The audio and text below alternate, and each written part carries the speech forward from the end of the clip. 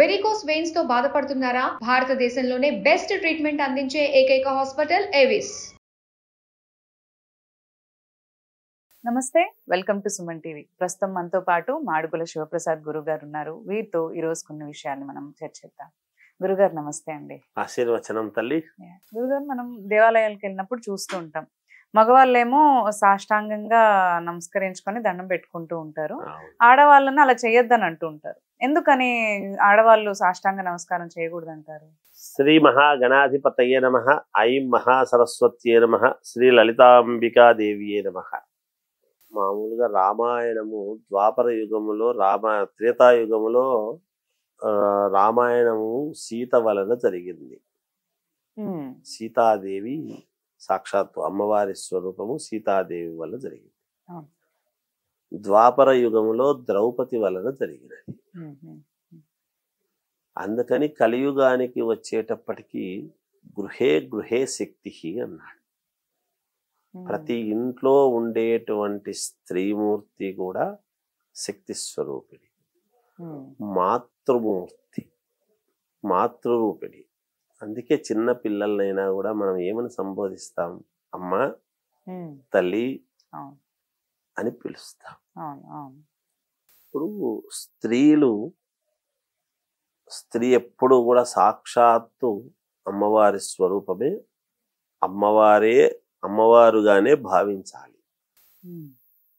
స్త్రీ యొక్క శరీర భాగాలు భూమికి తాకటం అనేటువంటిది చాలా తప్పు. ఇది భూమాత యొక్క ఇది. పురుషుడిది వేరు. పురుషుడు సాష్టాంగ నమస్కారం చేసుకోవాలి. అందుకనే మాతృదేవో భవ అని మొట్టమొదట తల్లికి ఎంత ప్రాధాన్యత అంటే అంత ప్రాధాన్యత ఇచ్చాడు. ఇంకొక మాట కూడా ఏముందంటే, అందుకే శాస్త్రంలో ఒకవేళ ఈరోజు పీఠాధిపతులు, సర్వసంగ పరిత్యాగులు, యతీశ్వరులు అయిన వారు ఎక్కడో ఒక దంపతులకు పుట్టినటువంటి వాళ్లే కదా నిజానికి. ఈ దంపతులకు పుట్టిన వాళ్లే అయినా కూడా ఆ దంపతుల యొక్క పుణ్య ఫలముగా వీళ్ళు పుట్టడం అనేటువంటిది జరుగుతుంది. జరిగినప్పుడు ఈ సన్యాసులు, యతీశ్వరులు ఒక్క తల్లికి మాత్రమే నమస్కారం చేసుకుంటారు, కానీ తండ్రికి చేయరు. తండ్రే చేయాల్సి వస్తుంది వీళ్ళకు నమస్కారం. ఎందుకు అంటే, అందుకనే చెప్పేది, ఈమె సాక్షాత్తు అమ్మవారి స్వరూపము. అందులో సందేహమే లేదు. తనను తానుగా పుట్టి ఈ లోకాలను సవ్యముగా నడిపించటము కోసము సృష్టి స్థితి లయకారకులైనటువంటిది బ్రహ్మ విష్ణు మహేశ్వరులను సృష్టించి మళ్ళీ తనను తాను అంతర్ధానమై 3 భాగాలుగా మహాకాళి, మహాలక్ష్మి, మహాసరస్వతిగా ఉద్భవించి ఒక్కొక్కరికి ఒక్కొక్కరు అనుకొని ఆ శక్తి స్వరూపిణి అయినటువంటి మూలదేవత పరమేశ్వరునిలోకి ఐక్యమైంది. అర్ధనారీశ్వరుడు అని మనం చెప్తున్నాం. సగభాగాన్ని పరమేశ్వరుణ్ణి తీసుకుంది. ఆ స్త్రీకి ఆ శక్తి ఉంది కాబట్టి, అంత శక్తివంతురాలైనటువంటి అమ్మ అనేటువంటి పదము ఉంది కాబట్టి యతీశ్వరుడు కూడా తల్లికి నమస్కారం చేస్తాడు, తండ్రికి చేసేదానికి లేదు. అందుకని స్త్రీ యొక్క శరీర భాగాలు భూమికి తాకడం అనేటువంటిది చాలా తప్పు. అది యోగదాయకము కాదు. అలా చేస్తే అక్కడెక్కడో గ్రంథాల్లో లోపల ఏముంది అంటే, స్త్రీ గనక సాష్టాంగ నమస్కారం చేసి స్త్రీ యొక్క అవయవాలు భూమికి తాకితే భూమి ఇన్ని సంవత్సరాలు పండదు, సస్యశ్యామలముగా ఉండదు అన్నాడు. భూమి ఎందుకు చేయరాదు అంటారంటే, భూమి సస్యశ్యామలముగా మంచి పంటలు పండుతూ మంచి నీళ్లు ఇస్తూ కింద భూగర్భ జలాలన్నీ ఎండిపోకుండా ఉండాలి.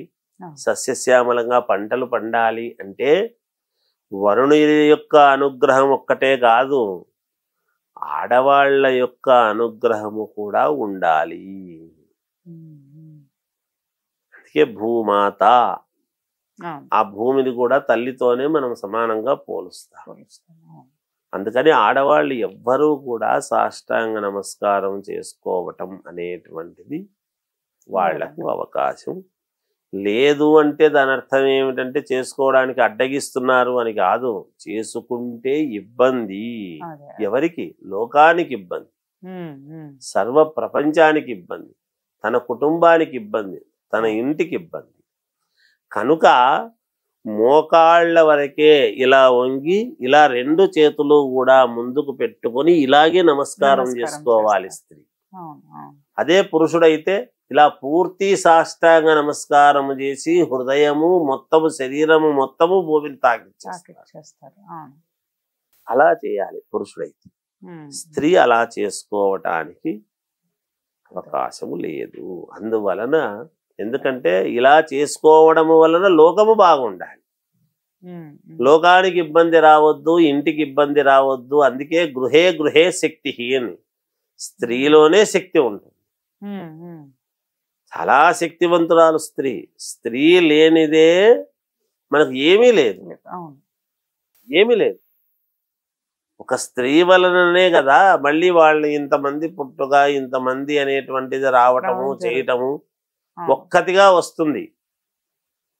ఒక మహా వటవృక్షముగా తాను మారి తన సంతానము మనవళ్ళు మనవరాళ్ళు అంటూ అందరికీ ఇచ్చేస్తూ చెందుతూ అంతమందికి మళ్ళా తాను ఇచ్చేసుకుంటూ ఉండి ఒక ఉన్నతత్వమైనటువంటి పూర్ణత్వాన్ని పొందుతుంది స్త్రీమూర్తి.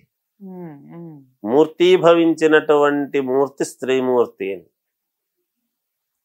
అందువలన స్త్రీమూర్తి అలా చేసుకోకూడదు అని. అంతేగాని చాలా లోతు విషయాలమ్మా అవన్నీ కూడా. ఎందుకంటే తెలియక ఎవరు చెయ్యరు, అందరికీ తెలుసు.